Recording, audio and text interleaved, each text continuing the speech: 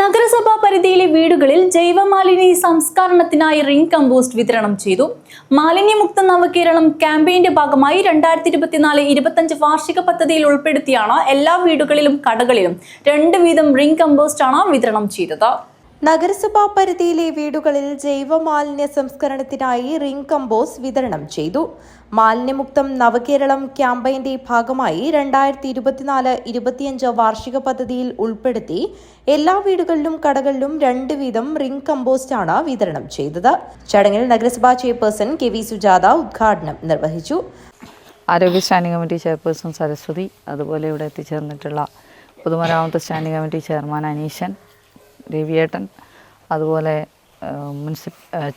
HS Shine P Jose ഉൾപ്പെടെയുള്ള municipal ജീവനക്കാർ, അതുപോലെ ആനന്ദേട്ടൻ ഉൾപ്പെടെയുള്ള രവിയേട്ടൻ ഉൾപ്പെടെയുള്ള പ്രിയപ്പെട്ട നാട്ടുകാരെ, പ്രിയപ്പെട്ടവരെ ഇവിടെ പറഞ്ഞു കഴിഞ്ഞു.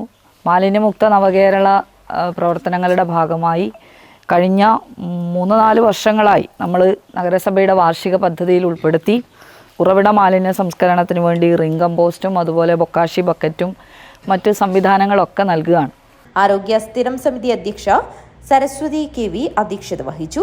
പൊതുമരാമത്ത് സ്ഥിരം സമിതി അധ്യക്ഷൻ Aneeshan, TK Ravi, Anandan, health inspector Manoharan എന്നിവർ ആശംസയർപ്പിച്ച് സംസാരിച്ചു.